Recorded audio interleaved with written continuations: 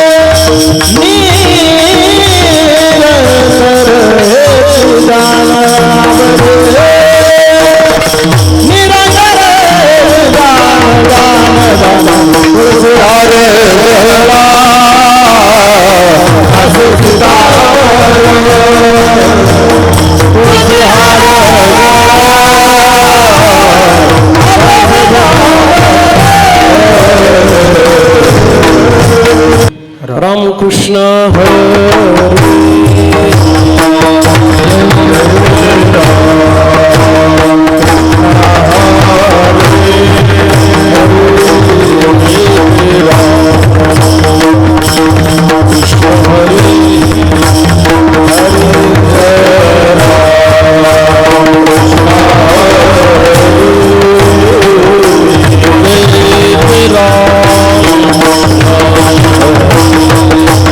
Hare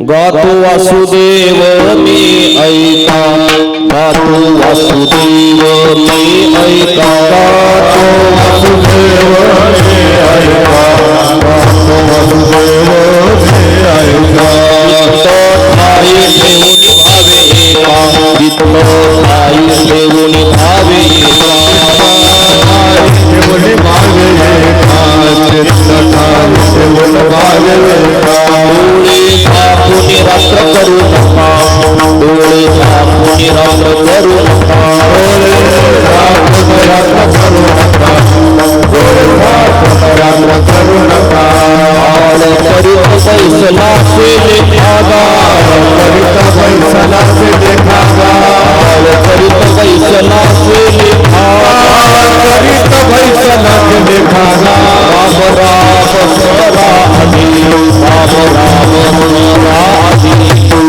Swara Hari Ram Ram Swara Hari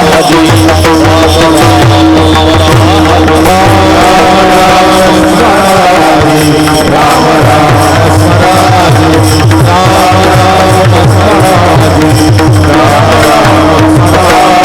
लाभो परागाठ झाला मुळबंधी लाभो परागाठ झाला मुळबंधी लाभो परागाठ झाला मुळबंधी लाभो परागाठ झाला मुळबंधी लांडा वाहू गिया उपाधी लांडा वाहू गिया उपाधी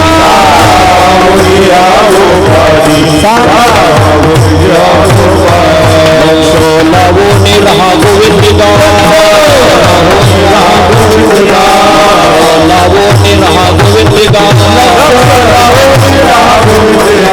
राम राम स्वरा हरि लाहू परागाठ झाला मुळबंधी लांडा वाहू गिया उपाधी लक्ष लावो निरहा राम राम स्वरा हरि लाहू परागाठ झाला मुळबंधी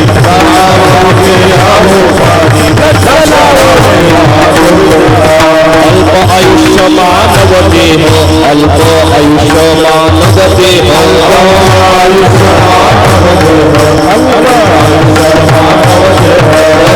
गणिल ते अर्धरात्र खाय गणिल ते अर्धरात्र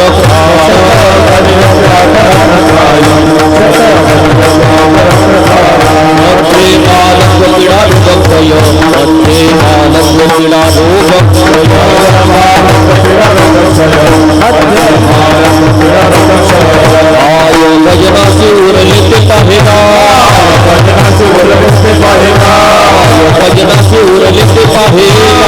भजनाची उरलीत पाहिना राम राम स्वरा हरि लाहू परागाठ झाला मुळबंधी लांडा वाहू गिया उपाधी लक्ष लावो निरहा गोविंद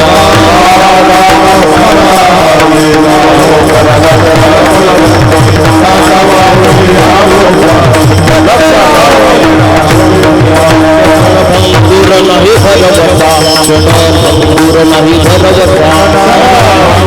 नाही भगवता सावध तुडा माया आशा सावध तुडा माया आशा सावध तुडा माया चले मग गळा पडेल आशा चले मग गळा पडेल आशा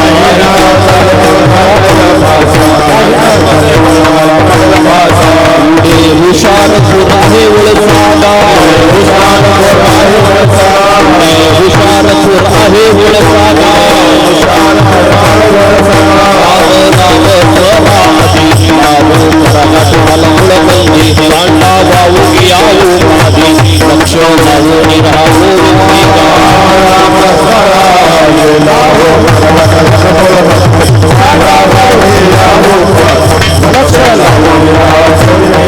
काही थोडा बहुत लाग पाठ काही थोडा बहुत लाग पाठ भक्ति भाव धरा बळकतो भक्ति भाव धरा बळकतो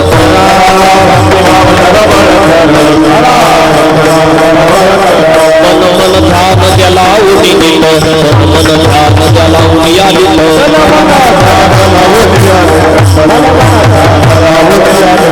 घरी करणे असेल गोड सेवन करणे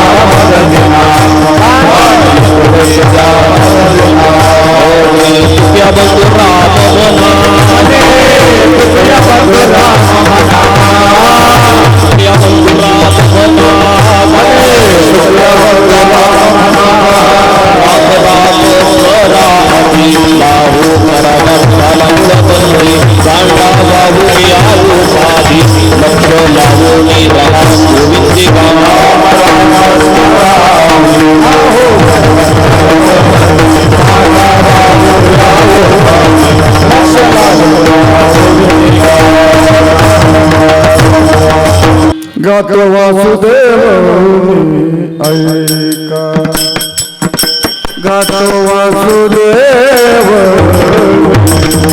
ऐका गातो वासुदेव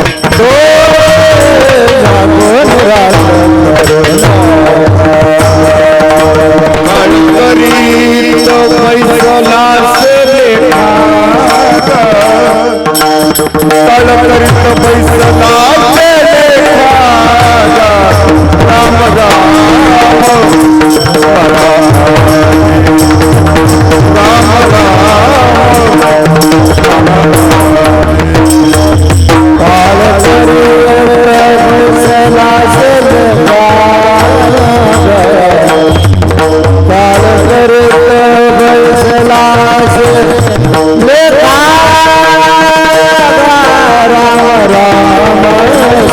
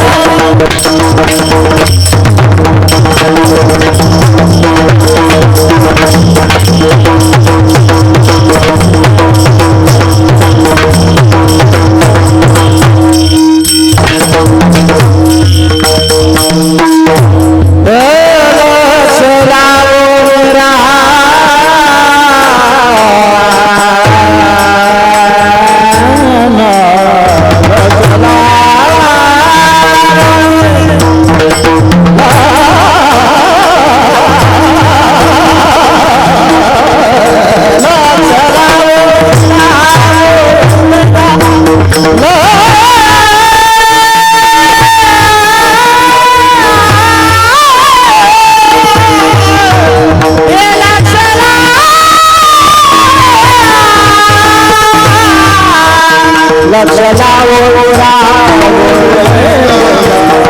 लक्ष लावून राम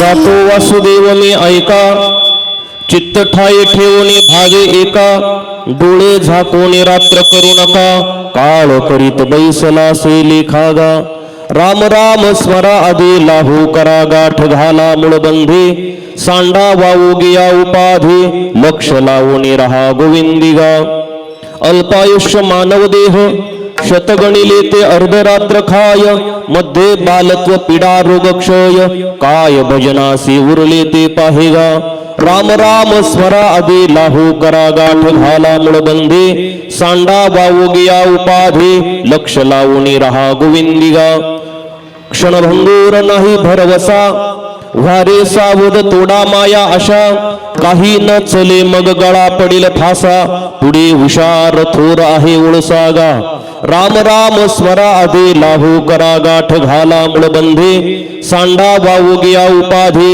लक्ष लावून रहा गोविंदिगा काही थोडा बहुत लागपाठ करा भक्तिभाव धरा बळकट तन मन ध्यान द्या लावून नीट जरी करणे असेल गोड शेवट गा राम राम स्मरा आधी लाहू करा गाठ घाला मुळबंधे सांडा वावू गिया उपाधी लक्ष लावून रहा गोविंदिगा विनवितो सकळ जना कर जोडोनी थोरा लहाना दान इतुले किंवा इतुलेची द्या मजदिना म्हणे तुकया बंधू राम म्हणागा राम राम स्मरा आधी लाहू करा गाठ घाला मुळबंधे सांडा वावू गिया उपाधी लक्ष लावून रहा गोविंदिगा गातो वासुदेव मी ऐका चित्त ठाई ठेवून भावे एका डोळे झाकून रात्र करू नका काळ करीत बैसला से लेखागा राम राम स्मरा आधी लाहू करा गाठ घाला मुळबंधे सांडा वावू गिया उपाधी लक्ष लावून रहा गोविंदिगा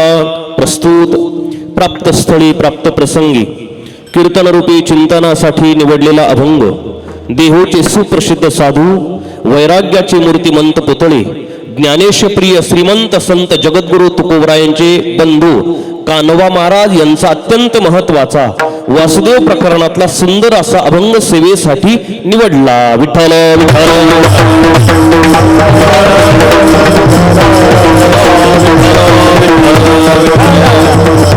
शुक्लां ब्रह्मविचार सार परमां आद्यां जगद व्यापिनी विना पुस्तक धारिणी मभयदां जाड्यान्धकारापः हस्ते स्फाटिक मालिकां विदधते पद्मासने संस्थितां वन्दे तां परमेश्वरीं भगवतीं बुद्धिप्रदां शारदां परमपुरुष शौर्य पांडुरंग मुरारे कमल नयन कान्हा गोपिका चित्तहारी प्रगट निकट शोभे रुक्मिणी रम्य वामी सदय धवल हासं विठ्ठलं चिंतयामि कलावन्य जीवोद्धारार्थावतारं कलंकांक तेजोधिका मोदी वक्त्रं खलानिशवादा पनोदार्ह दक्षं समाधिस्थ मूर्तिं भजे ज्ञानदीवम् अज्ञानतिमिरान्धस्य ज्ञानाञ्जन शलाकया चक्षुरुन्मीलितमेन तस्मै श्री गुरवे नमः.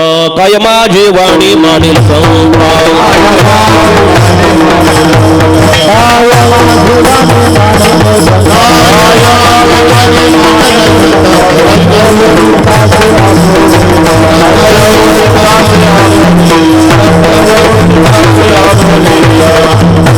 काय माझे वाणी मानेल संतांसे रंजवो चित्तासे आपुलिया.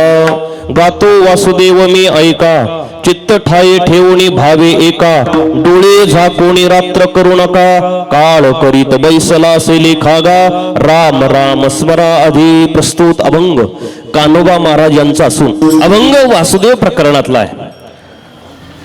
वारकरी संप्रदायाची संध्या म्हणून ठरलेले दोन प्रसंग दोन आणि गोष्टी आपल्याला संध्या म्हणून कराव्या लागतात. संध्या जी दोन वेळेस केली जाते पर्व काळाला केली जाते तिला संध्या म्हणतात.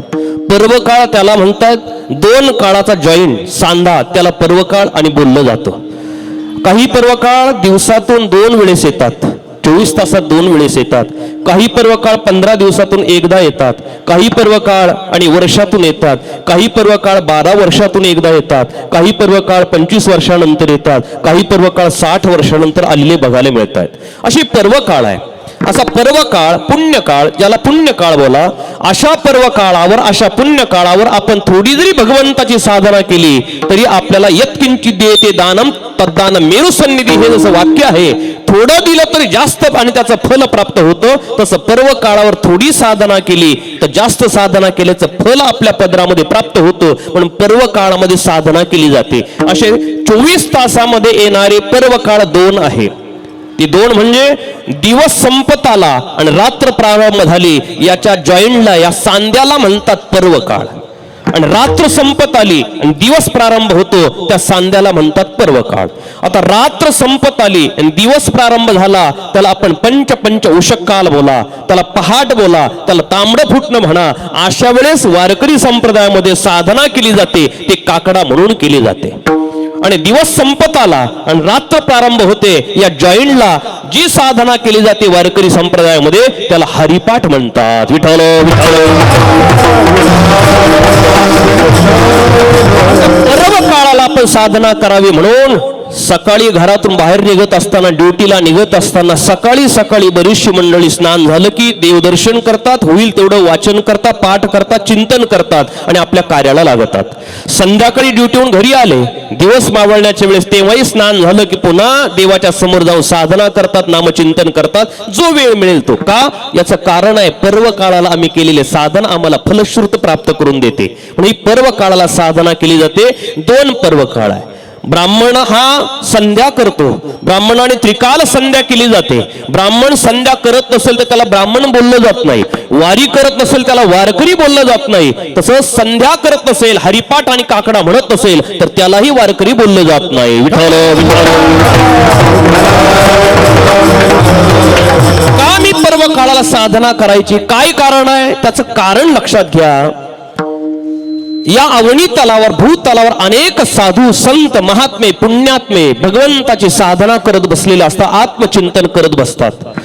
त्यांच्या शरीरातून पुण्याच्या लहरी या अवकाशात बाहेर फाकतात आणि त्यावेळेस आपण साधना केली तर ते आपल्याला लवकरात लवकर पुण्य प्राप्त होण्याकरता, परमार्थाच्या आणि वाढीसाठी आपल्याला ते कारण ठरतात. म्हणून आपल्याला त्यावेळेस साधना केली पाहिजे. सकाळी काकडा आणि संध्याकाळी हरिपाठ. महाभारतातला प्रसंग बघा. कौरव पांडवाचं युद्ध चालू आहे. 8वा दिवस संपला आणि दुर्योधनाला राहावलं नाही. दुर्योधन न राहून दुर्योधन भीष्म पितामहांच्या समोर आला आणि पितामहांना बोलू लागला, पितामह म्हणे काय 8 दिवस झाले पांडवापैकी एकही मेला नाही आणि माझे दररोज डझनवर भाऊ मरतायत. मला तरी असं वाटतंय तुम्ही खातात आमचं आणि गातात त्यांचं. ज्याला खेड्यामध्ये म्हणतात खायचं कणगीला आणि गायचं इरल्याला. तुम्ही राहतात आमच्याकडे, खातात आमच्याकडे, मनाने तुम्ही पांडवांचं चिंतन करताना दिसतायत असं मला वाटतं. हे वाघ बाण लागले पितामहांना. कारण माणसाने वाणी जपून वापरली पाहिजे. वाणी जर जपून वापरली नाही, आपण काहीतरी आणि समोरच्याला टोचून जर बोललो तर शास्त्रकार सांगतात, नवीन व्यवहारही असा आहे की ज्याने आपल्याला शब्दाचा घाव केला त्याचे तुकडे करून जरी आपल्या काळजात घातले तरी ते घाव बुजत नाही. त्याकरता बोलताना ज्ञानोबरायांनी आपल्याला मार्गदर्शन केलं. साच आणि मवाळ, मितुल्या आणि रसाळ, शब्द जैसे कल्लोळ अमृताचे. चांगलं बोलाल दूरचा माणूस तुमच्या जवळ येऊन बसेल आणि वाईट बोलाल तर तुम्ही माणसातून उठाल. विठ्ठल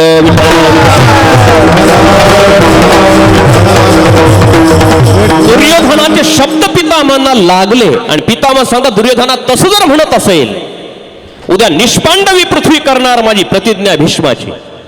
भीष्मांनी निष्पांडवी पृथ्वी करणारा पण प्रतिज्ञा केली आणि ही बातमी कौरवांना कळाल्यानंतर सर्वांना आनंद झाला. का? पितामहांची प्रतिज्ञा आहे, ती चुकीची नाही आणि खोटी होऊ शकत नाही.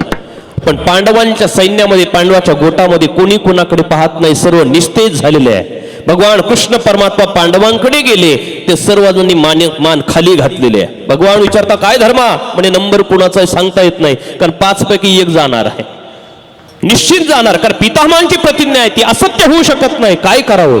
पाचही पांडव बसलेले असताना बाजूला द्रौपदी आहे, पण द्रौपदी आईसाहेबाच्या चेहऱ्यावर कसलाच दुःखाची छटा नाही की काहीच नाही.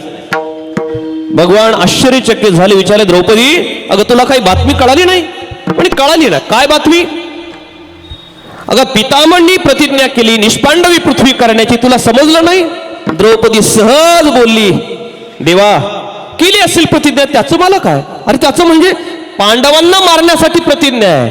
द्रौपदी सांगते, देवा ज्याने आपल्या जीवनाचे सर्व सूत्र तुझ्या चरणावर समर्पण केले, देवा बिघडेल तरी तुझं आणि सुधरेल तरी तुझं, आम्हाला चिंता करायची गरज काय? विठ्ठल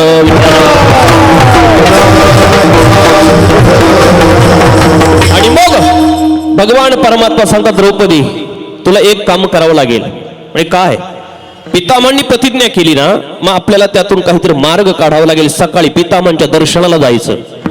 पहाटे भीष्म पितामह ब्रह्ममुहूर्तावर पहाटे पहाटे भगवंताचं चिंतन करत बसलेले असतात. तू जायचं तिथे, पण जाताना बांगड्यांचा आवाज येऊ द्यायचा नाही, पायातल्या पैंजणाचा आवाज येऊ द्यायचा नाही. ते डोळे बंद करून चिंतन करतात. तू त्यांच्या पायावर डोकं ठेवायचं. त्यांना वाटेल कौरव कुळातली कोणीतरी स्त्री आली असेल, म्हणून डोळे बंद असताना प्रसन्न हृदयाने ते आशीर्वाद देतील, तुझं कल्याण होईल, काम झालं समजायचं. द्रौपदीला आनंद झाला, पण द्रौपदी चाणाक्ष आहे, जिज्ञासू आहे. तिने विचारलं, पितामहांकडे जायचंय बरोबर देवा, ते आशीर्वाद देतील, कल्याण होईल हे बरोबर आहे, पण देवा एक सांगू? म्हणे सांगा ना. अशीच एकदा मीटिंग भरली होती. म्हणे कुणाकुणाची? म्हणे उंदरांची. काय मीटिंग? उंदरांची मीटिंग भरली आणि त्या उंदरांच्या मीटिंग मध्ये विषय निघाला की आपण अल्पमतात आलो. त्याचं कारण काय? तर मांजर आहे. आपण संपत चाललो, आपली जात संपत चालली उंदराची, त्याचं कारण मांजर आहे. बरं मांजरीला तरी आपण का सापडतो? त्याचं कारण आहे ती कधी येते आणि कधी जाते कळत नाही म्हणून. ती जर केव्हा येणार कळालं तर आपण सापडणार नाही, आपण पळून जाऊ. मग काय करायचं? सर्व उंदर बसले, मीटिंग मध्ये विषय निघाला, आपण एक करू, मांजरीच्या गळ्यामध्ये घंटा बांधतो. कारण मांजर आल्यावर घंटेचा आवाज येईल आणि आपण पळून जायचं, सापडणार नाही, आपण अल्पमतात येणार नाही. सर्वांना आनंद वाटला, वा चांगली नामी युक्ती झाली. सर्वांनी टाळ्या वाजवल्या. सभा बरखास्त होणार तेवढा समजदार उंदीर उभा झाला. ए बाबा हो, माझ्या म्हाताऱ्या माणसाचं दोन शब्द ऐकाल का? म्हणे बोला पटकन, वेळ नाही आम्हाला, बोला. म्हणे माझं मत आहे, तुम्ही मीटिंग घेतली, मांजरीच्या गळ्यात घंटा बांधायची, चांगली गोष्ट आहे आपल्याला, आणि कळेल मांजर केव्हा येणार केव्हा जरा आपण पळून जाणार, हे बरोबर आहे. पण अगोदर एक ठरवा, मीटिंग बरखास्त करू नका सभा. म्हणे काय? मांजरीच्या गळ्यात घंटा कोणी बांधायची अगोदर ठरवा, नंतर मग पुढे सभा बरखास्त करा. कारण जो घंटा बांधायला जाईल तो घंट्यासह निघून जाईल, पुन्हा येणारच नाही. त्यासाठी अगोदर ठरवा. तसं द्रौपदी आई साहेब सांगतात, देवा पितामहांच्या तंबूच्या दारात जायचं आहे. डोळ्यामध्ये तेल घालून कौरवाचे सैनिक प्रहरा करत बसलेले आहे. तिथे जाऊन कोण देईल आपल्याला शत्रूच्या गोटामध्ये? भगवान सांगतात, द्रौपदी राखी फक्त रक्षाबंधनासाठीच बांधतोय असं नाही, औपचारिकता नाहीये, त्याच्या मागे तुझं संरक्षण करण्याची माझी भाऊ म्हणून जबाबदारी आहे. काळजी करू नको, चल मी तुला घेऊन जातो. पहाटेच्या वेळेस द्रौपदी आई साहेबाला खांद्यावर घेतलं आणि काळी हुंगडी भगवंताने पांघरली आणि पितामहाच्या आणि त्या तंबूच्या दाराशी गेले. द्रौपदीला खाली सोडलं, जा सांगितल्याप्रमाणे करा. भगवान बाहेर उभे आहे. द्रौपदी आई साहेब गेल्या, दर्शन घेतलं. बांगड्यांचा आवाज नाही, पैंजणाचा आवाज नाही, काकणाचा आवाज नाही, दर्शन घेतलं. पितामह भगवंताचं चिंतन करत ब्रह्ममुहूर्तावर बसलेले. त्यांना वाटलं कौरव कुळातली कोणी स्त्री आली असेल, त्याने प्रसन्न हृदयाने आशीर्वाद दिला, सौभाग्यवती हो. आशीर्वाद मिळाला आणि सांगितल्याप्रमाणे बांगड्यांचा आवाज केला. पितामहाने डोळे उघडले. द्रौपदी तू? हो पितामही. अरे तू आली कशी काय? पितामह आली कशी ते नंतर सांगते, पण आशीर्वाद दिला तो या जन्मासाठी की पुढच्या जन्माचं रिझर्वेशन बुकिंग आहे. पितामह सांगता, दिला तो दिला आशीर्वाद. बोल द्रौपदी तू आली कशी? द्रौपदी सांगते, मला घेऊन येणारा बासरीवाला मुरलीवाला बाहेर उभा आहे. पितामहांच्या डोळ्यातून अश्रूच्या धारा वाहू लागल्या आणि सांगते, द्रौपदी दररोज मी परमात्मा चिंतन करण्याकरता पहाटे बसलो, ब्रह्ममुहूर्तावर बसल्यानंतर डोळे बंद केल्यानंतर माझ्या डोळ्यासमोर राजस सुकुमार मदनाचा पुतळा रवी शशिकळा लोकलिया परमात्म्याचं रूप येतं सुंदर, पण आज मी डोळे बंद केले तर माझ्या डोळ्यासमोर नुसता अंधारच येतोय. काय भानगड आहे? मी बेचैन आहे. पण आता मला कळालं की तो मुरलीवाला, तो बासरीवाला काळी घोंगडी पांघरून माझ्या दारात उभा आहे. विठ्ठल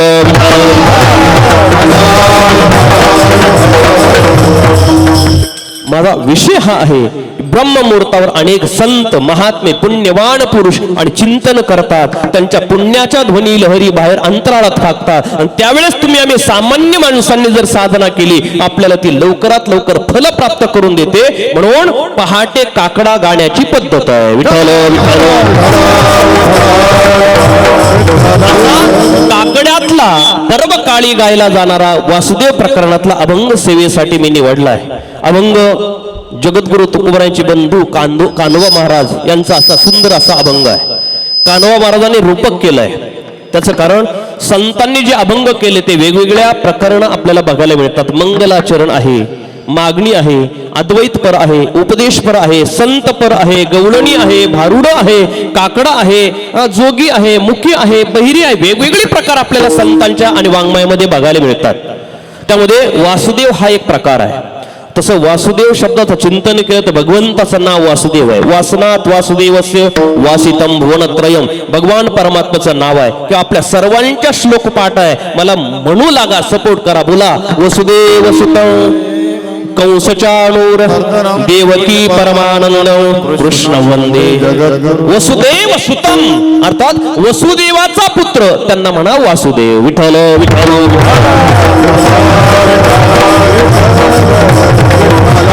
वासुदेवाचं रूपक करून कान्होबा महाराज आणि प्रत्येक माणसाच्या जनसामान्याच्या पहाटेच्या वेळेस दारासमोर जात आहेत आणि झोपलेल्या सामान्य लोकाला जाग करण्यासाठी रूपक करता वासुदेवाचं.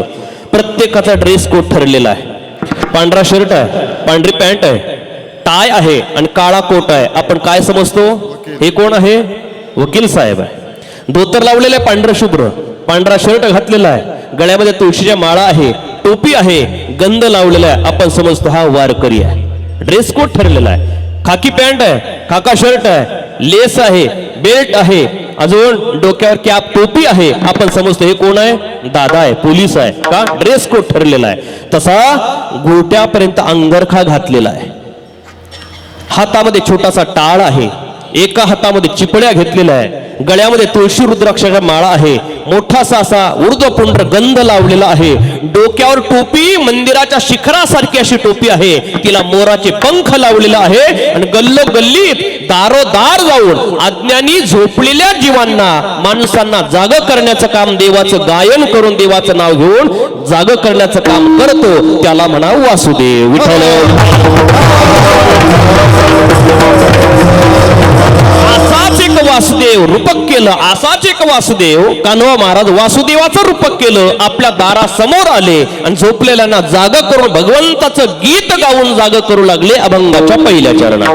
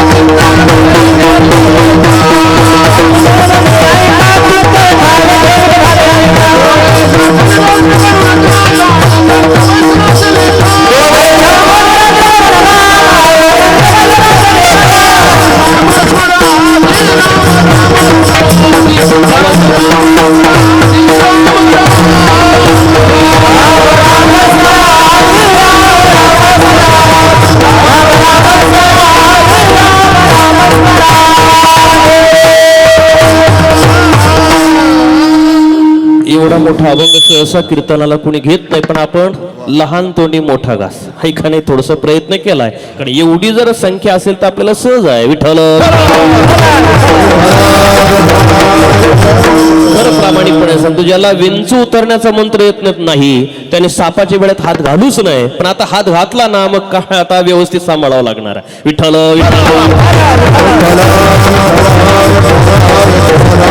गातो वासुदेव मी ऐका.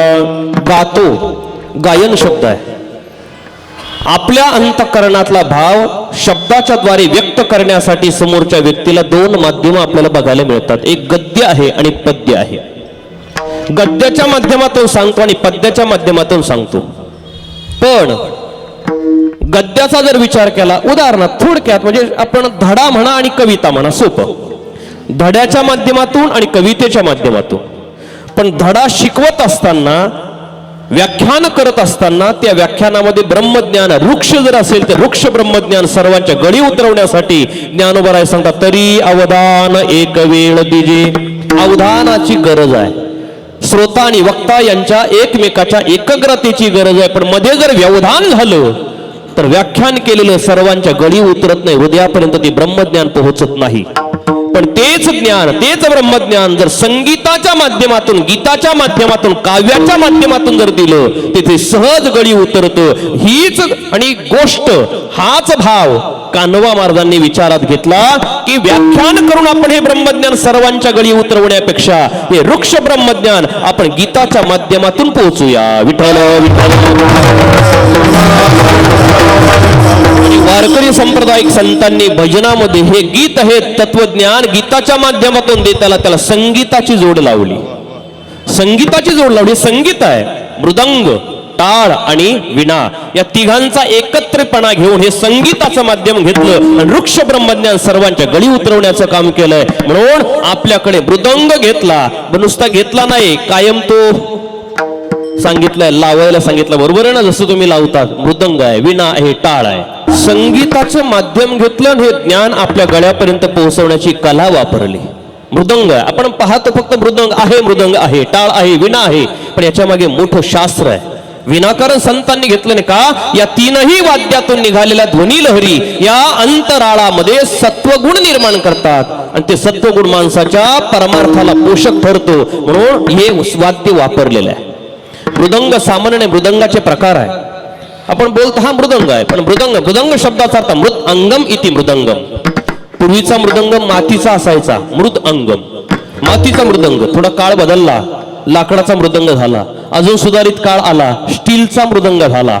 अजून सुधारित काळ झाला, प्लास्टिकचा मृदंग आला. अजून सुधारित झाले कपड्याचा येतो का काय देव जागे. पण काळ बदलला. मृदंग आहे, मृदंग वाजवण्याचं शास्त्र आहे. मृदंगाच्या कला हे घराणी आहे मृदंगाची. आता महाराजी बसलेले मृदंगाचे घराणी आहे. पद्मश्री शंकर बापा आपेगावकर, कोलुशिंगाचा घराणा तो पुढे चालत आला. प्रातस्मरणीय वैकुंठवासी प्रातस्मरणीय गुरुनाव आपले गुरुवर्य आणि पांडुरंग बाबा वैद्य, ऐका ना, हे मृदंग आपल्या महाराष्ट्रामध्ये पोहोचवण्याचं काम या महात्म्यांनी केलेलं आहे. मृदंगाचे कायदे आहे, जवळजवळ 72 कायदे मृदंगाचे आहे. हा मृदंग आहे. मृदंग लाकडाचा करताना कोणत्याही लाकडाचा चालत नाही. मृदंगाला लाकूड वेगळं आहे. मृदंग दोन प्रकारचा, एक हलका आणि एक जड. हलका मृदंग आणि दिंडीसाठी वापरतात. जड मृदंग बैठे भजन वा कीर्तनासाठी वापरला जातो. मृदंगाचा लाकूड कोणतं असतं दादा? शिसमचं, अजून खैराचं, अजून बिबियाचं, अजून शिवण, ऐका ना. हे मृदंगाला हे लाकड वापरतात. दुसऱ्या लाकडाचा मृदंग चालत नाही. मृदंगाला दोन बाजू आहे. एक धुमाचं पान आहे आणि एक शाहीपूड बोलतात. धुमाच्या पानाला कणी किती लावायचं हे मृदंगवाल्याला आणि ते वाजवणाऱ्याला ज्ञात असतं आणि असावं. कारण 2 चपात्याचं कणिक लावतात काही मंडळी खेड्यात बघावं, भजन ठप ठप आवाज येतो, पण किती लावावं? खर्ज लागला पाहिजे, खर्ज स्वर लागावा एवढं मृदंगाचा, आणि कणिक लावली पाहिजे, त्याला पीठ लावावं. अलीकडून एका बोटाने वरती वाजवली जाते, तिला काय म्हणतात? हो. आणि जास्त वेळेस वाजवतात त्यांना काय म्हणतात? एक वाजवतात त्याला चाट म्हणतात. जास्त वाजवल्यावर अनेक वचनी करा, विठ्ठल विठ्ठल चाटा, आहे का नाही? बरं, हा मृदंग आहे. मृदंगाचं शास्त्र आहे महाराज. मृदंग आहे. मृदंग भगवान महादेवाला, शंकराला आणि मृदंग वाजवलेला आवडायचा. नंदी बाबा नंदिकेश मृदंग वाजवत होते. स्वामी विवेकानंदांना मृदंग वाजवणं चांगलं जमत होतं. भगवान कृष्ण परमात्म्याला मृदंग आवडत होता. मृदंगाचं शास्त्र आहे, स्वतंत्र मृदंग आहे. यामध्ये सत्वगुण नित्य हे चर्मवाद्य आहे. मृदंग हे चर्मवाद्य आहे. टाळ आपण दिसतो तसा टाळ नाही, टाळाच्या 2 टाळ्या आहेत. त्या सुद्धा एका टाळाला एका पट्ट्याला बांधताना एक नाद दोघांचा पाहिजे. जर एक नाद नसेल, एका टाळाचा वेगळा नाद आणि एकाचा वेगळा नाद असेल, तर टाळा जर बसला नाही तर टाळ योग्य वाजत नाही. मग तो संसारातला टाळ असू द्या नाही तर गळ्यातला टाळ असू द्या, दोन्ही टाळांना नाद एक असावा. नाही ते एक वेगळा वाजतो आणि एक वेगळा वाजतो, मग तो संसारामध्ये खुळखुळ आवाज येतो का? हो ऐक नाही, हो नाद कसा रे घुळ खुळा आवाज ती टाळ असा आला पाहिजे. टाळ आहे, टाळाचे सुद्धा प्रकार आहे. पूर्वी म्हणतात दगडाचा टाळ वापरला, पण टाळाच्या अलीकडे पाहिलं तर लोखंडी टाळ होते. आपण ज्ञानोबारांच्या सोहळ्यामध्ये काही वारकरी मंडळीकडे अजूनही ज्या फडकऱ्याच्या दिंड्या आहेत लोखंडाचे टाळ आहे. टाळाचे 3 प्रकार आहे. लोखंडाचा टाळ आहे, काशाचा टाळ आहे आणि पितळाचा टाळ आहे. लोखंडाचा टाळ पूर्वी वारकरी भिशी देत नव्हते आणि गाड्या नव्हत्या, एवढी सुविधा नव्हती.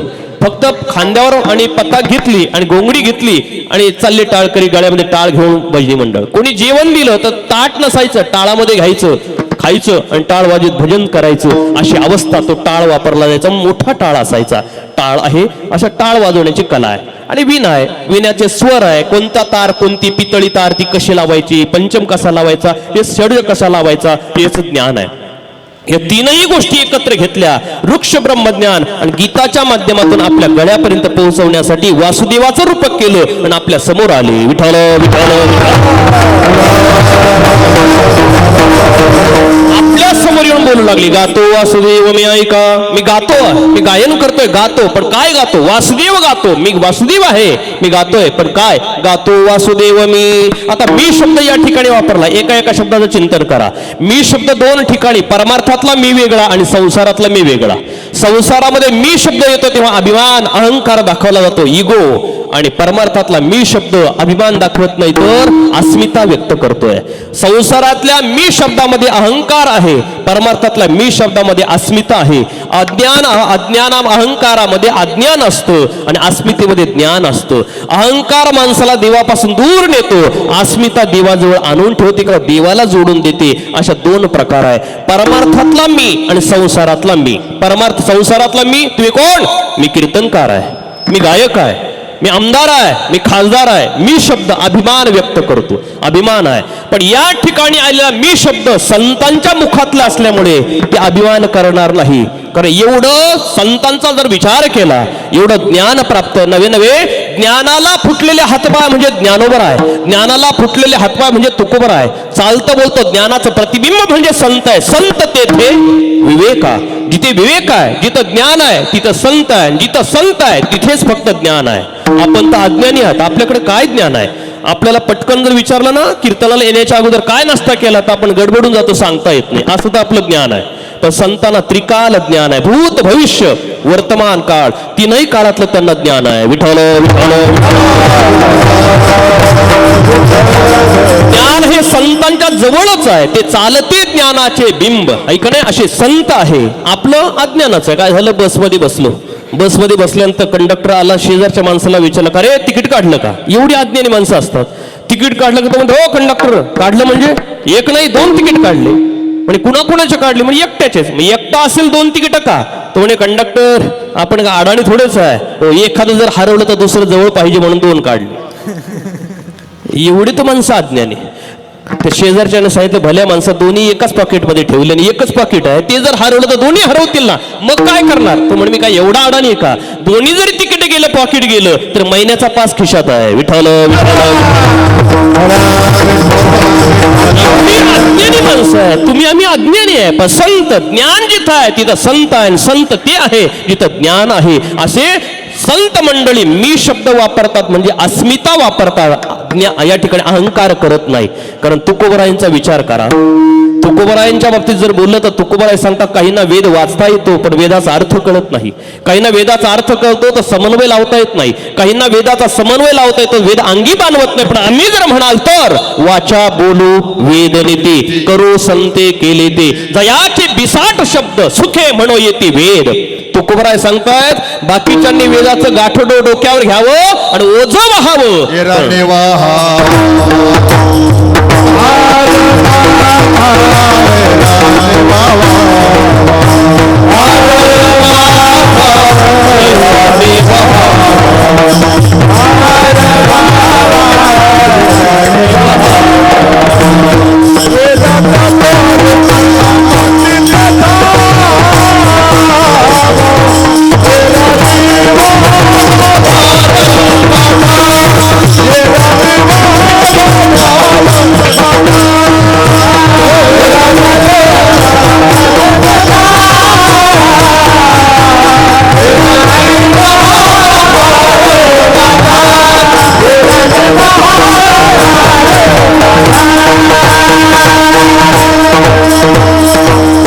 छातीला हात लावून तुकोबराय स्वाभिमानाने सांगतात की वेदाचा अर्थ फक्त आम्हालाच माहित आहे. असे तुकोबराय वेदाचा अर्थ आम्हाला माहिती म्हणणारे तुकोबराय बोलले तर सहज वेद मुखातून बाहेर निघता असे तुकोबराय. पण एका ठिकाणी बोलताय मितव अनाथ अपराधी कर्महीन मतिमंद बुद्धी. अंडरलाईन करा, मतिमंद बुद्धी. तुकोबराय बुद्धिहीन आहे का? तुकोबराय मतिमंद आहे का? नाही. पण तरीही महान असून स्वतःला लहान समजणं यालाच महान म्हणा. विठ्ठल. चार प्रकार आहे. काही असतात लहान समजतात लहान, काही असतात महान समजतात महान, काही असतात लहान समजतात महान आणि काही असतात महान समजतात लहान. आपण कोणत्या वर्गात मोडतो माझ्यासह ज्याने त्याने ऑडिट करा. एक वर्ग आहे लहान आणि समजतो लहान. चटणी भाकरी मिरची भाकरी जेवायला केलेली असते, हात जोडून पाहुण्याच्या समोर उभा राहतो आणि सांगतो पाहुणे बुवा भगवंताने आमच्यावर अशीच दया केलेली आहे, काय करता परिस्थिती अशी आहे, त्याला काय करणार, आमची मीठ भाकरी मिरची भाकरी गोड करून घ्या, कांदा भाकरी गोड करून घ्या. आहे लहान आणि समजतो सुद्धा लहान. एक आहे महान आणि समजतो महान, असतो महानच आणि समजतोय महान. पूर्वीच्या काळात राजे लोक जर एखाद्या तीर्थात गेले लाखो रुपये दान धर्म करायचे का? असायचे महान आणि समजायचे सुद्धा महान. हा दुसरा वर्ग आहे. तिसरा वर्ग आहे लहान पण समजतो महान. त्यांच्या जर गप्पा ऐकल्या ना, कानोसात घेतलं ना, पाठीमागून ऐकलं ना पण गप्पा, त्यांना भारतात यायला वेळच नसतो. चीन, जपान, जर्मनी, हाँगकाँग, अमेरिका, तिकडे युक्रेन पण जाऊ द्या, ऐका तिकडे पण जातात ते. अशी अवस्था. पण घरी जाऊन पाहिलं तर चहाला डब्यात साखर नसते. विठ्ठल. असतात लहान पण समजतात महान. आमचे गुरुवर्य सुंदर दृष्टांत देतात की 6 महिन्यानंतर जावई बापू सासूरवाडीला आले. 6 महिन्यानंतर. आता 6 महिन्यांनी येणार म्हटल्यावर जायचं कंपनीला, आपल्याला काम आहे, लगेच जायचं, अर्धा तासात भेटायचं आणि परत जायचं, माघारी जायचं, जेवण वगैरे करायचं, निघायचं. जावई बापू आले आणि आता निघायचं, गप्पा गोष्टी झाल्या, जेवायला बसा सासरे बुवा सांगता, बसले जेवायला, ताटं वाढून आले. याला वाटतं 6 महिन्याने आल्यानंतर चांगलं जेवण असेल, श्री बालाजीचा बेत असेल, काहीतरी चांगलं असेल ना, त्याला वाटलंय. पण काही नाही, त्याचं दुर्दैव म्हणावं की काय, समोर ताटात आणि पाहिलं त्यांनी तर अशी जाड अशी बाजरीची भाकरी आणि पिठलं. तर जावयाने ते पाहिलं, डोळे लाल झाले, मनात विचार करतो अरे एक याने तिथून येऊन इथं मला गाठलं असं ते पिठलं, जे माझ्या नशिबातून नाही कधी सुटलं असं ते पिठलं, खाऊन खाऊन मन इटलं असं ते समोर आलं पिठलं. पण काय करावं आता, हो पाहून डोकं उठलं पण आलं समोर पिठलं. आता करावं काय, पण आता खावं लागणार आहे. जेवायला बस, सासरीबाई सांगता जावई बापू बसा. जेवायला बसले आणि सासूबाई एवढी प्लस होती ना, प्लस समजते ना, ऐक ना, अधिक वाढवा नका बोल, हो एवढं वाईट नाही बोलायचं, थोडं बरं बोलायचं, शब्द तेच वापरायचे पण थोडेसे मर्यादा ठेवायची, ऐका नाही. सासूबाई थोडीशी आणि होती आगाऊच होती, ती वाढायला यायची, बाजरीची भाकरी वाढायची आणि बोलायची हो जाऊया पो याला पुढी समजा. कसं वाटत असेल बिचाराला, वाढायची ती पिठलं, जाऊया पो याला श्रीखंड समजा. डोळे तर लाल झाले, काय म्हणावं, वाढते काय बोलते काय, पण जेवण होत आलं. आणि मग सासूबाई वाढायला आली आणि सांगू लागले जाऊया पो याला पुढे समजा. बाजरीची भाकरी वाढली आणि सासूच्या कानाखाली याने ओढली. ओढा ना, बर चला ओढली. सासूबाई सासरे पाहू लागले, काय मामी याला चोळीचा खण समजा. विठ्ठल. आहे लहान पण समजतो महान. आणि एक चौथा वर्ग आहे महान पण समजतो लहान, याला म्हणा संतांचा वर्ग. विठ्ठल. जे महान असून लहानपणा घेतात असे संत मंडळी परमार्थामध्ये अभिमानाने मी शब्द वापरणार नाही, तर ते अस्मितेने मी शब्द वापरतात. का मी शब्द वापरला त्याचं कारण आहे, जगाला संतत्व कळणं गरजेचं आहे आणि ते जगाला कळत नाही. काय कळे जना अंतरीचे, जगाला कळणं गरजेचं आहे आणि ते कळत नाही, म्हणून मी शब्दाने सांगावं लागलं. सुवासीन माता भगिनी असेल, घरामध्ये कुंकू लावायला दुसरी सुवासीन तिला कुंकू लावते, ही तिला कुंकू लावते, सुवासिनी एकमेकाला आणि कुंकू लावतात. पण ही सुवासीन तिला बाहेर गावी जायचं आहे, घरातून बाहेर पडायचं आहे, तिने वस्त्र अलंकार धारण केले आणि आरशापुढे उभी झाली. पाहिली तर सकाळपासून काम करते, धावपळ करते, कपाळाचा आणि कुंकू मलिन झालाय, विस्कटलाय. आपण लावावं पण आता दुसरी सुवासिनी घरामध्ये नाही म्हणून ती तशीच घराच्या बाहेर पडत नाही. ती आपल्याच हाताने करंडा उचलते आणि आपल्याच बोटाने कुंकू आपल्या कपाळाला लावते. सुवासिनीने स्वतःच्या कपाळाला स्वतःच्या बोटाने कुंकू लावणं जसा दोष नाही, तसं जगाला संतत्व कळणं गरजेचं आहे, पण ते कळत नाही म्हणून मी शब्द सांगू लागले. विठ्ठल.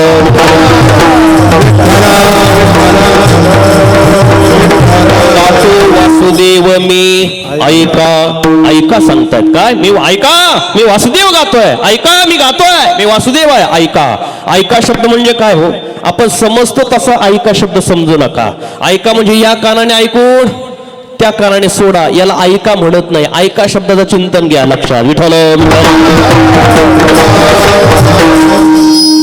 गावचा मनुष्य श्रीमंत आहे शेतीवाडी भरपूर आहे 100 एकर जमीन बागायत आहे सर्व कामं करण्याकरता नोकर चाकर आहे शेतात ट्रॅक्टर चालवण्याकरता नोकर आहे गुरं सांभाळण्याकरता नोकर दूध काढण्यासाठी नोकर शेतीला पाणी देण्यासाठी नोकर शेतामध्ये एकमेकांच्या भाकरी आणि डबे नेण्यासाठी नोकर सर्व कामं करायला नोकर आहे सुंदर असं त्याचं चालू आहे पण मुंबईला राहणारा एक व्यक्ती त्याचा मित्र त्या शेतकऱ्याचा मित्र मुंबईला होता पण कंपनीने ब्रेक दिला आणि त्या ब्रेकनुसार तो घरी गेला राहू लागला गावी राहू लागला तर काय करावं पोट भरायचं आहे हप्ते चालू आहे आपलं सर्व काही शेड्यूल महिन्याचं ठरलेलं आहे आणि तिथं आता बंद होईल करावं काय काम नाही धाम नाही काय करावं शेवटी आपला मित्र आहे त्याच्याकडे जाऊ आपण काम करू शेतीचं आणि काहीतरी आपलं उदरनिर्वाह चालेल घर चालेल असं काहीतरी करू म्हणून तो त्या मित्राकडे गेला श्रीमंत मित्राकडे त्याने सांगितलं काय रे अरे कसं काही न केलं हा मुंबईचा मित्र सांगतो भल्या माणसा विहीर तहानलेल्या व्यक्तीकडे येत नाही तर तहानलेल्या विहिरीकडे जातोय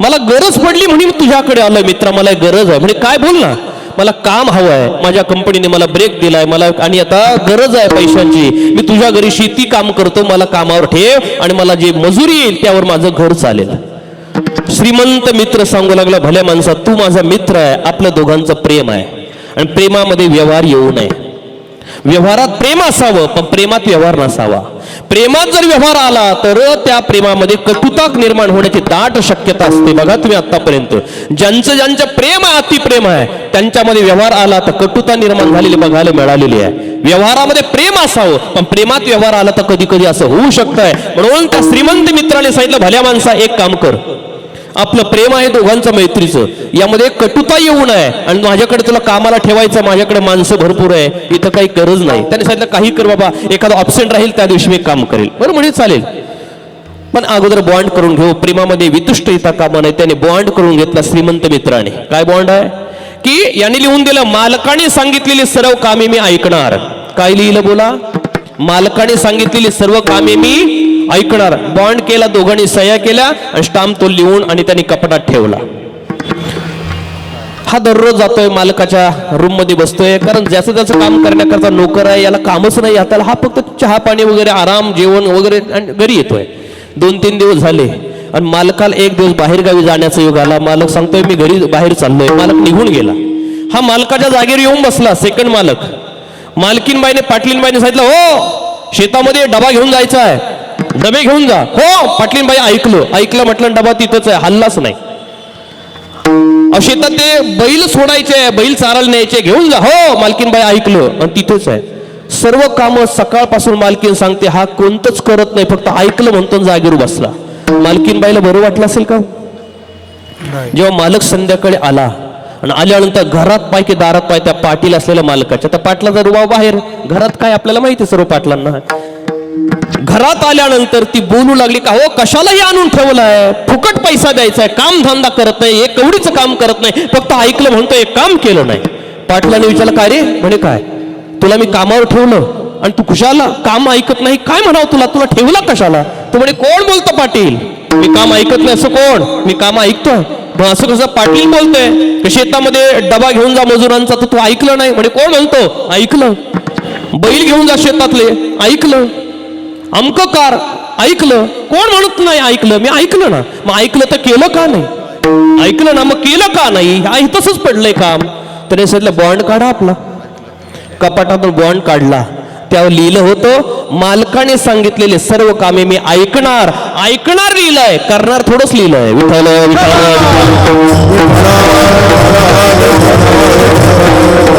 याला ऐकणं शब्द म्हणत ना ऐकणं म्हणजे आपल्या आचरणात आणण्याचं काम करेल मी सांगतोय मी गातोय ते तुम्ही ऐका म्हणजे आचरणात आणण्याचा प्रयत्न करा गातो वासुदेव मी ऐका पण नुसतं ऐकत असताना नुसतं असंच ऐकू नका चित्त ठाई ठेवणी भावे एका चित्त ठाई ठेवा परमार्थामध्ये चित्ताची गरज आहे संसारामध्ये वित्ताची गरज आहे आणि शरीरामध्ये पित्ताची गरज आहे. विठ्ठल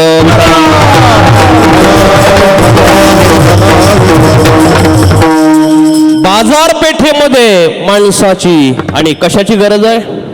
बाजारपेठेत पत पाहिजे, शेतामध्ये खत पाहिजे, घरामध्ये कुटुंबामध्ये एक मत पाहिजे. बरोबर आहे की नाही? ह्या गोष्टी आहे. नाहीतर मग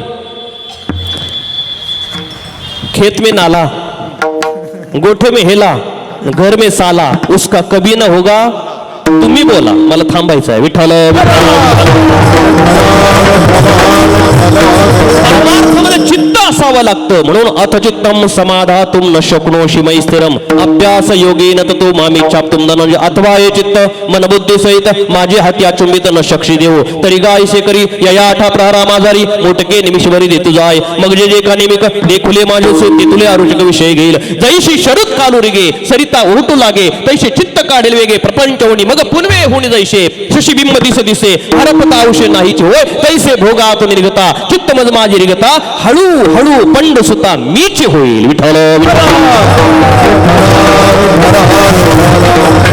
देवाला फक्त भाव लागतो, एकाग्र चित्त लागतं. परमार्थामध्ये चित्ताची गरज आहे. म्हणून मी सांगतो तुम्ही माझ्याकडे ऐका. पण पहा कसं चित्त ठाये ठेवणे भावे एका, एकाग्रतेने पहा, निष्ठेने पहा.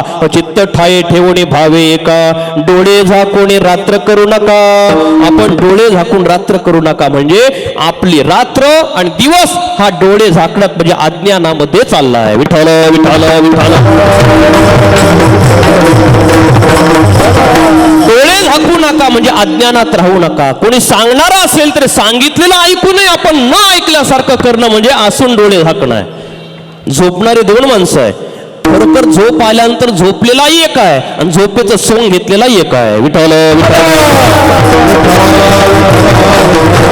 आपल्याला जागृतीत आणूनही जर आपण डोळे झाकत असाल, अज्ञानामध्ये तमामध्ये राहत असाल तर ते योग्य नाही. म्हणून डोळे झाकून रात्र करू नका. मग का काळ करीत बैसला असे लेखा गा बाबा हो. तो काळ आपली सारखी वाट पाहतोय.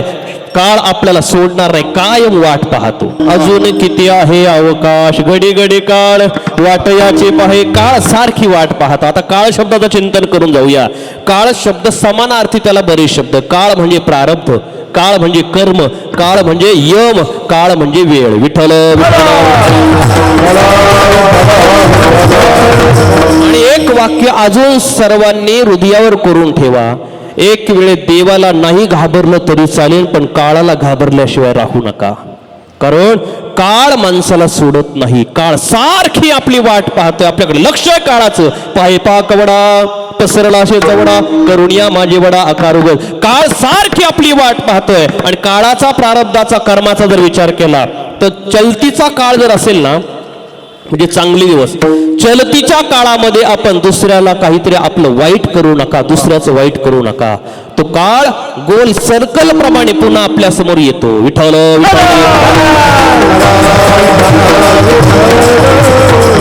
थोडक्यात विचार करा.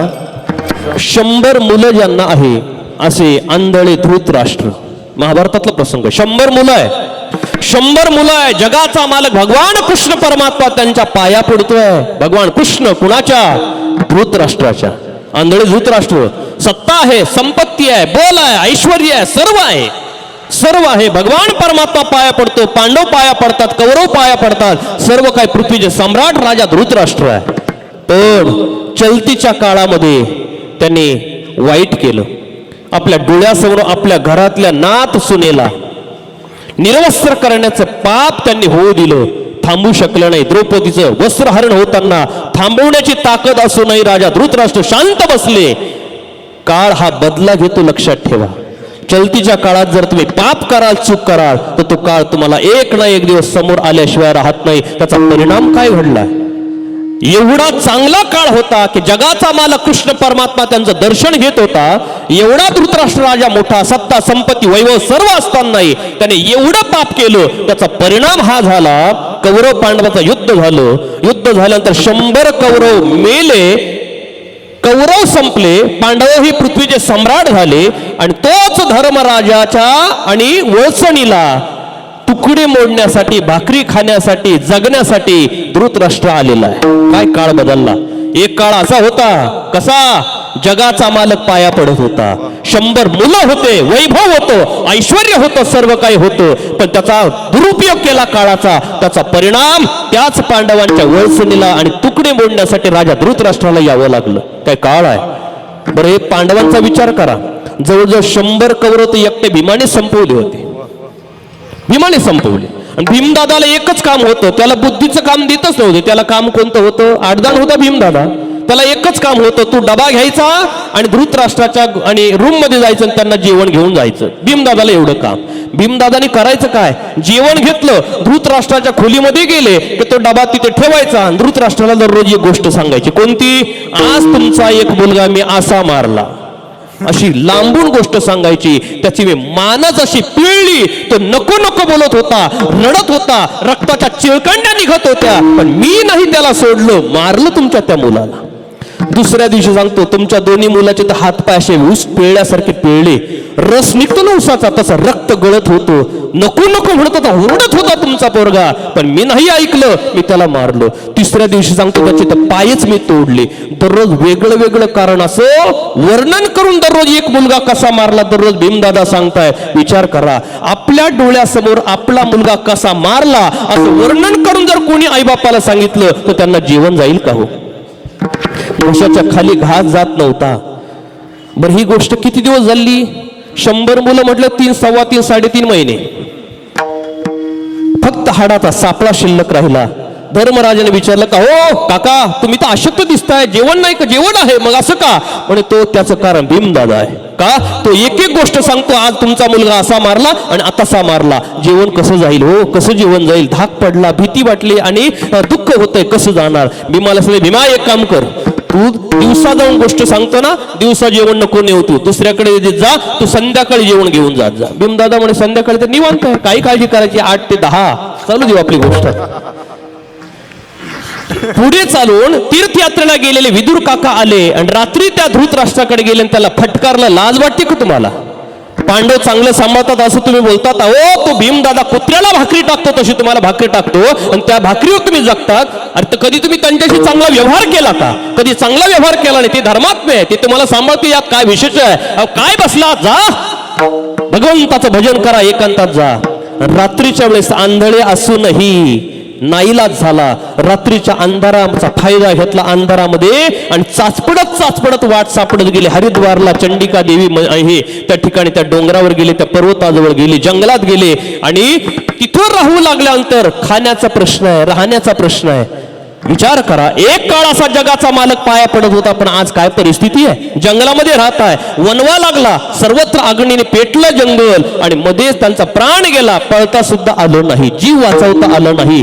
धर्मराजाला कळल्यानंतर धर्मराजा युधिष्ठिर गेले, आपले काका गेले, त्यांच्या अस्थी बघावं. धर्मराजाला अस्थीच काय, पण राख सुद्धा सापडली नाही. विचार करा, चलतीच्या काळामध्ये, चांगल्या काळामध्ये तुम्ही काळाचा दुरुपयोग केला, त्याचा परिणाम तुम्हाला तो भोगावा लागला. काळ हा कुणाला सोडत नाही. म्हणून असं लक्षपूर्वक सारवणे लक्षात ठेवा. सत्ता आल्यानंतर ज्यांच्याकडे सत्ता नाही तो सामान्याला गांजवू नका. संपत्ती आल्यानंतर गरीबाला गांजवू नका. ज्ञान आल्यानंतर अज्ञानाला गांजवू नका. सौंदर्य आल्यानंतर कुरूपाला आणि सौंदर्यहीनाला गांजवू नका. हा काळ पुन्हा सर्कल रूपाने आपल्या समोर येतो. विठ्ठल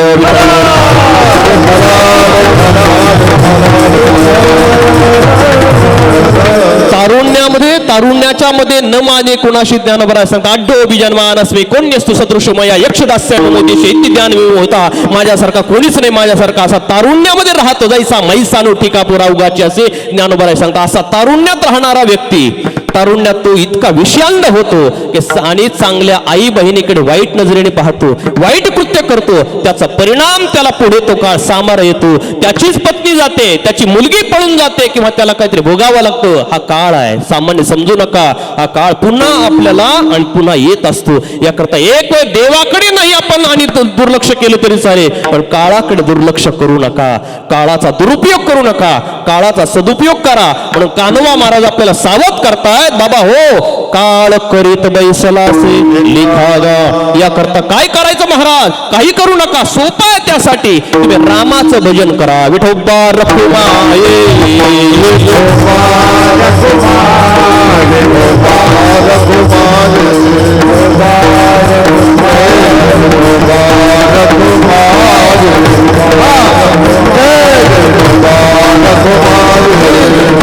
टाळीवाला भजन करा.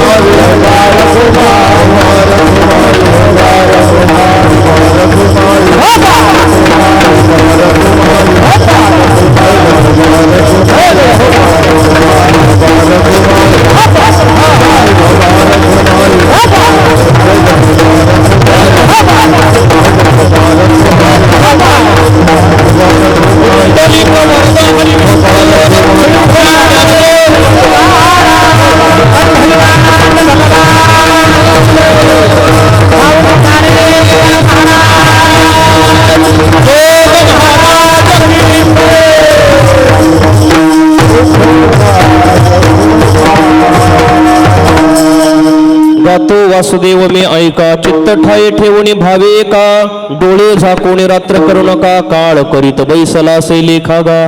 काळ सारखा आपल्याकडे लक्ष ठेवून आहे, त्यामुळे काळाचा सदुपयोग करा, दुरुपयोग करू नका. आणि काळ म्हणजे आपलं आयुष्य संपत आले, घडी घडी पल पल सुमीर घटतवा. याकरता आपण उरलेल्या जीवनामध्ये, उरलेल्या आयुष्यामध्ये आपण आपला वेळ व्यर्थ न घालवता भगवंताचं स्मरण करा, भगवंताच्या नामाचं स्मरण करा. अभंगाच्या दुसऱ्या राम राम स्मराधी,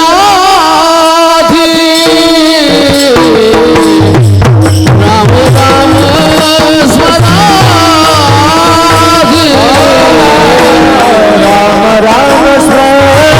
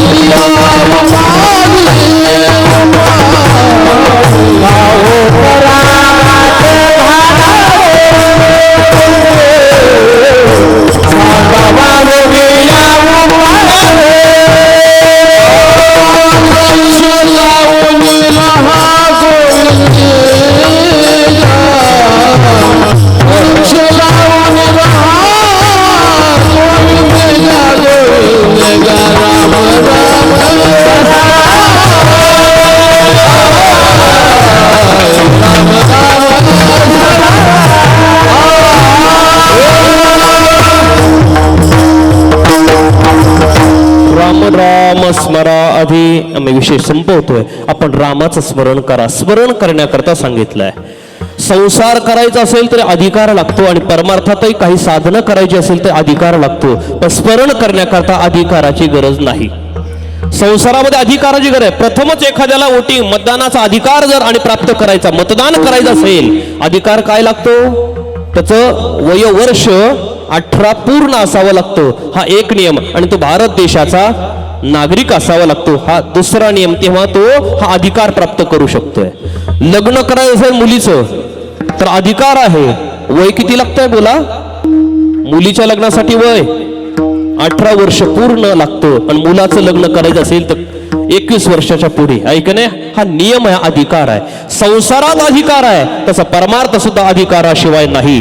परमार्थात योग करायचा अधिकार, जप करायचा अधिकार, तप करायचा अधिकार, दान करायचा अधिकार, सर्व करण्यासाठी अधिकार आहे. पण परमात्म्याचं स्मरण करायचं म्हटल्यावर अधिकाराची गरज नाही.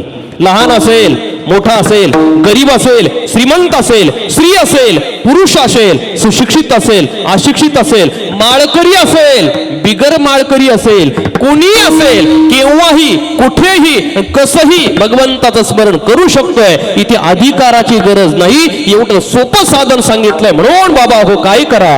राम राम स्मरा अभि, राम राम स्मरण करा. रामाचं तुम्ही स्मरण करा. विठ्ठल विठ्ठल माणसाने जीवनामध्ये काही गोष्टी स्मराव्या आणि काही गोष्टी विस्मराव्या. मुद्दा सांगतो, सेवा पूर्ण करतो. 5 गोष्टी माणसाने तात्काळ विसराव्या आणि 5 गोष्टी माणसाने कधीच विसरू नये. एवढे 10 मुद्दे लक्षात घ्या. कीर्तन सेवा संपली.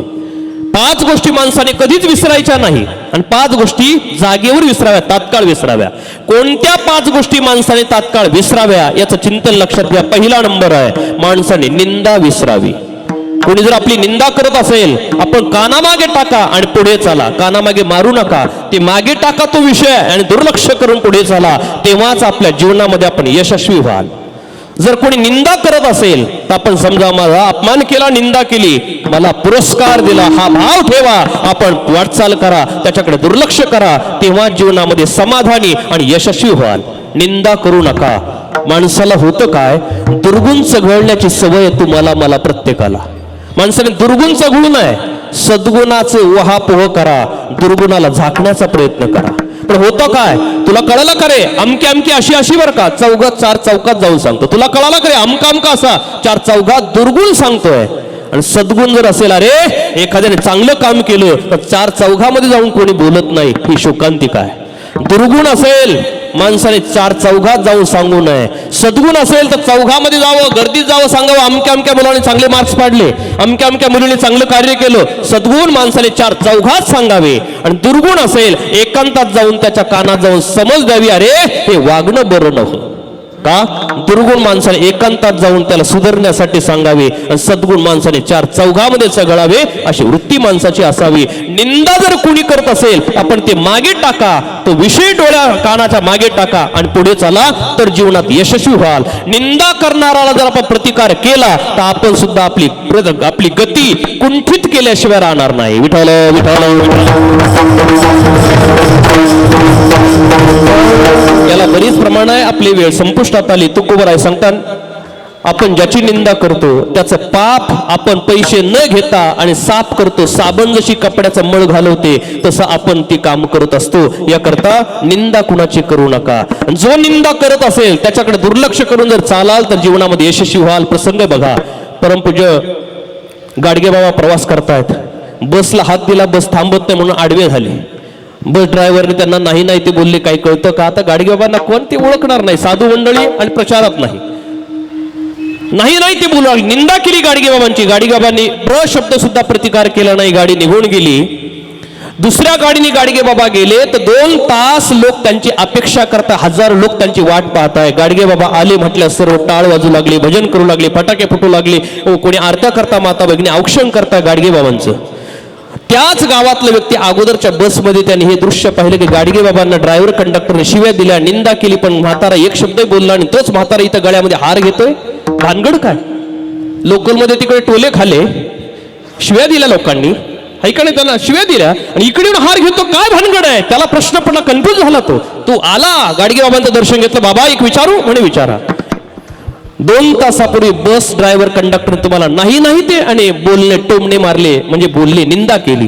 तुम्ही एक शब्द तोंडातून काढला नाही आणि इथे 1000 लोक तुमच्या गळ्यामध्ये हार घालताय. हे खरं की ते खरं?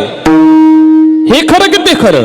गाडगे बाबा स्माईल केलं, हसले आणि सांगू लागले, भल्या माणसा, लोकांनी केलेल्या निंदेकडे जर आपण काना डोळा केला आणि प्रवास केला तरच गळ्यात हार पडतात. विठ्ठल विठ्ठल. निंदा विसरा. इथून पुढे लक्षपूर्वक ऐका. कोणी निंदा करत असेल दुर्लक्ष करा. निंदा विसरा. जीवनात समाधानी व्हाल. पहिला मुद्दा निंदा विसरा. दुसरा मुद्दा आहे वर्म विसरा. कुणाचं वर्म जर माहिती झालं असेल पण नाजूक बाजू तर आपण कधी उघडी करू नका, चार चौघांच्या मध्ये आणू नका, लगेच विसरा. निंदा विसरा, वर्म विसरा. तिसरा आहे अपकार विसरा. आपण कायम उपकार करतो पण त्याने ते न जाणता आपल्याला अपकारच केले तरी अपकार आपण विसरा. अपकार विसरण्याची वृत्ती आपल्यामध्ये राहू द्या. आणि अजून आपण ज्ञान विसरा. ज्ञान प्राप्त करा मग विसरा, अगोदर प्राप्त करा मग विसरा.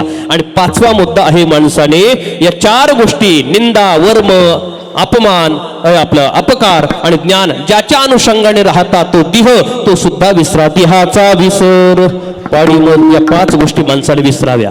पाच गोष्टी माणसाने कधीच विसरायचं नाही, एवढं लक्षपूर्वक आहे का? सरळ सांगतो. पहिली आहे जन्म दुःख माणसाने कधीच विसरायचं नाही. जन्माचं दुःख कधी विसरू नका. जन्म आणि मरण नष्ट करण्यासाठी प्रयत्न करण्यासाठी डोळ्यासमोर जन्माचं दुःख ठेवा. आणि जन्माचं दुःख कसं आहे जर बघायचं असेल मदाला समातीचे प्रकरण वाचा.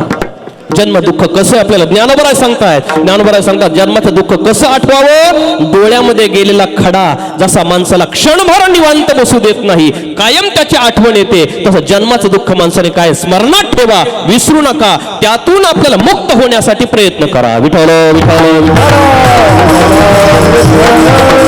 सोळा हरळ नविरे घाई कोतन जिरे तैसे काळीचे ने विसरे जन्म दुःख. काय ज्ञानोबराय सांगता अशी अवस्था आहे. जन्म दुःख विसरू नका. दुसरं मरणाचं दुःख त्याच्या अनंत पटीने कधीच विसरू नका. मरणाचं दुःख विसरू. दो बात को मत भूल जो चाह निज कल्याण नारायण एक मौत को तुझे श्री भगवान. मरणाला कधी विसरू नका. हो, जन्म विसरू नका, मरण विसरू नका. तिसरं उपकार कधी विसरू नका. काय विसरायचं नाही. एखाद्याने आपले उपकार केले असेल, घोटभर पाणी पाजलं असेल, मरेपर्यंत ते आठवण ठेवा. आपली सनातन हिंदू संस्कृती उपकार करणाराची आहे, कृतज्ञ होण्याची आहे. कृतज्ञ होणाराची संस्कृती आपली नाहीये. याकरता आपण कोणी पाणी पाजलं असेल घोडवर तरी त्याचा विसर पडू देऊ नका. कायम ती आठवण ठेवा. उपकार विसरू नका. उपकार. महाभारतातला प्रसंग बघा. पांडवांनी राजसू यज्ञ केला आणि त्यामध्ये पंगत झाल्यानंतर त्या पत्रावळ्यान खरकट उष्ट टाकल्यानंतर त्या उष्ट्या पानावर एक भाताचं शीत शुकाने खाल्लं, पोपटाने खाल्लं. एकच भाताचं शीत खाल्लं. त्याचा उपकार जाणण्यासाठी त्याच पांडवांच्या कुळामध्ये राजा परीक्षिताला शाप लागला. 7 दिवसामध्ये तुला मृत्यू येणार आहे तक्षक सर्प जाऊन. तेव्हा ते शुकाचार्य आले, न सांगता आले आणि 7 दिवस भागवत कथा सांगून राजा परीक्षितीचा उद्धार केला. का? एका भाताचा शीताचा उपकार फेडण्यासाठी कथा सांगून उद्धार केला. आपली संस्कृती कृतज्ञ होणारी संस्कृती आहे, कृतज्ञ होणारी संस्कृती नाही. त्यामुळे आपण उपकार विसरू नका, जन्म दुःख विसरू नका, मृत्यू दुःख विसरू नका, उपकार विसरू नका.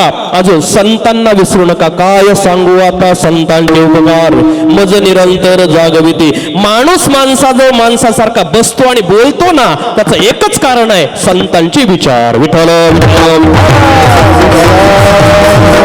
जर ज्ञानोबराय तुकोबर आदी करून संतांनी आपल्याला विचार शक्ती दिली नसती तर बडी आबळा ते खाय. ज्ञानोबराय सांगतायत मोठा मासा लहान मासाला खातो तशी माणसाची गत झाली असती. पण आपण माणसाशी माणसासारखं वागतो त्याचं कारण कुठेतरी संतांचे विचार क्लिक होतात. वाईट होता करताना माणूस सरळ चालतो त्याचं कारण संत आहे. म्हणून तुका म्हणे राहे आठवण चित्ती ऐसे कृपा संते केली तुम्ही. संतांचे उपकार आहे. 5वा गोष्ट आहे विसरू नका, देवाचं नामचिंतन विसरू नका. म्हणून राम राम स्मरा आधी.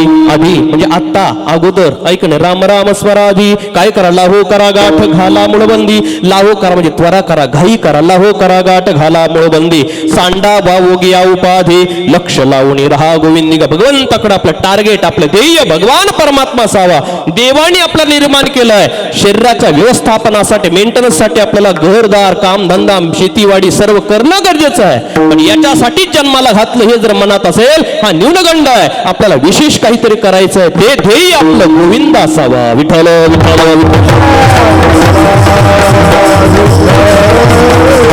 अल्पायुष्य मानव देह शतगणिले ते अर्धरात्र खाय. मध्ये बालत्व पीडा रोग क्षय काय भजनासे उरले ते पाहेगा.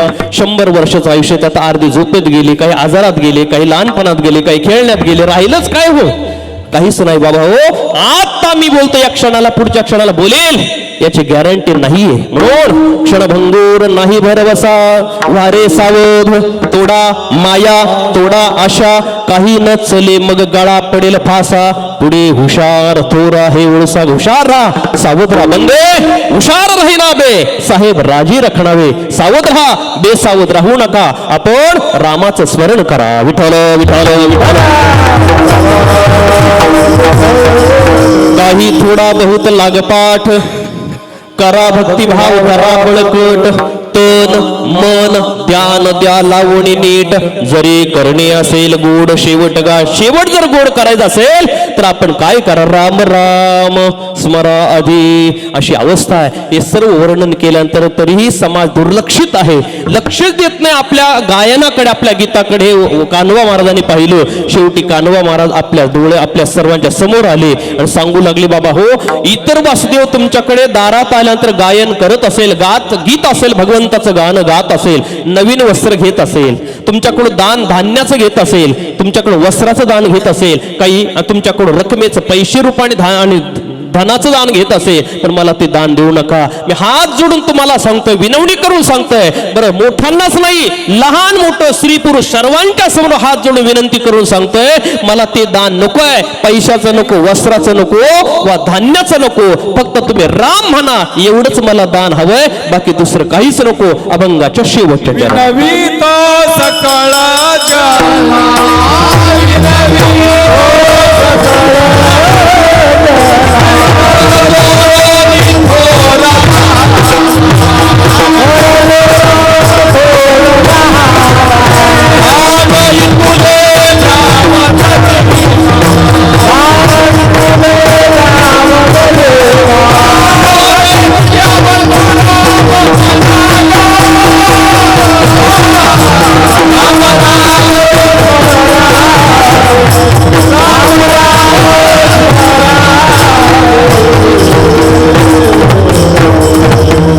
विनवितो सकळ जना. विनवणी करून सांगू लागले सर्व लोकांना. एक विषय एवढा 2 मिनिटात मी विषय संपवतो. हात जोडून विनवणी करून लहान मोठ्यांना सांगतात संत मंडळी. संत कुणाला म्हणावं? सर्वांच्या पेक्षा मोठे आहे ते संत. साधू थोर जाना, साधू थोर जाना. एवढे थोर असलेले संत, त्यांना सुद्धा आपल्या समोर येऊन हात जोडून विनवणी करावी लागते. हो, काय स्थिती झाली बघा, तुम्ही विचार करा. काय असते, एका माणसाचा मुलगा त्रास देऊ लागला, गल्लीत त्रास देतो. गल्लीतले लोक येऊ लागले, चाळीतले लोक सांगू लागले, हो हो हा खूप त्रास देतो, हो तुम्ही याला आता आवरा, नाही तर हाताच्या बाहेर गेला ना आकळणार नाही.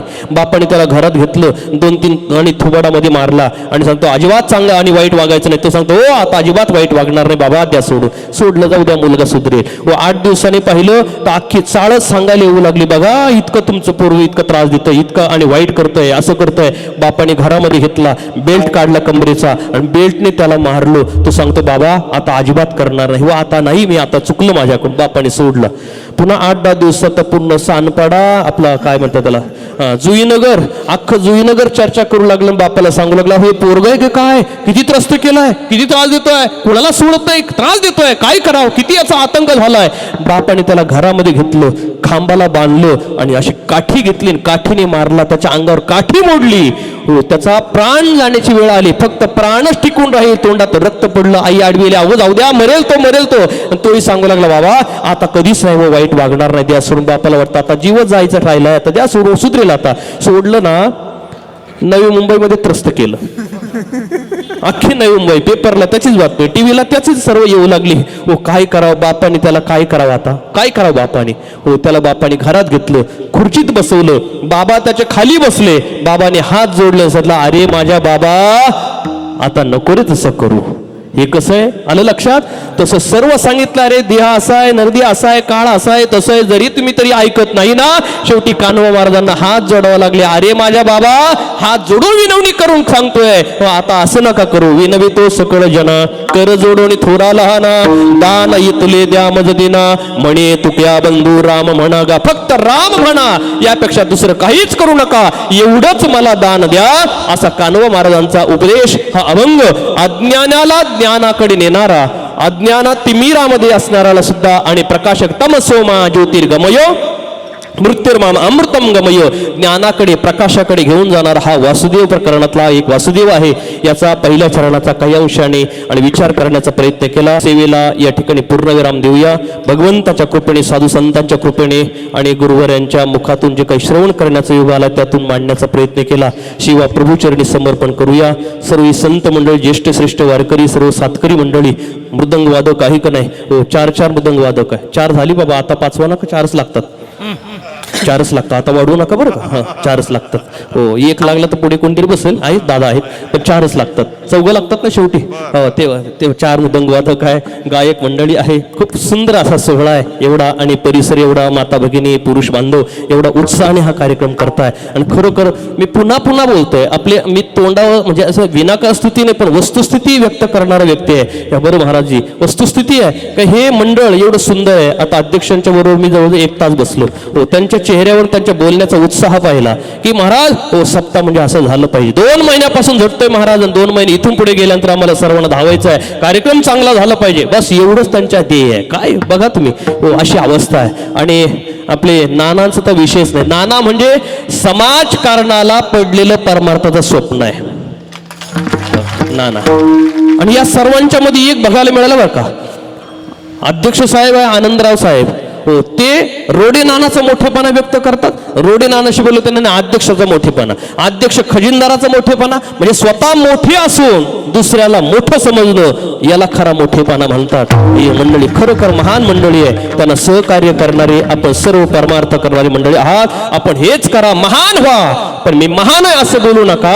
हो, मी लहान आहे असं राहा. मुंगी होऊन साखर खा, त्यात आनंद आहे. आपलं कर्तृत्व, आपले संस्कार आणि आपला परमार्थ योग्य करून आपल्या जीवनामध्ये संसारही योग्य होईल आणि आपला परमार्थही सफल होईल. मानवी जीवनाची ती कर्तव्यता होईल आणि आपल्याला अनंत आणि दुःख नष्ट होतील आणि आपल्याला सुख व समाधान प्राप्त होईल. याकरता संत विचाराचा आपण आग्रह करा.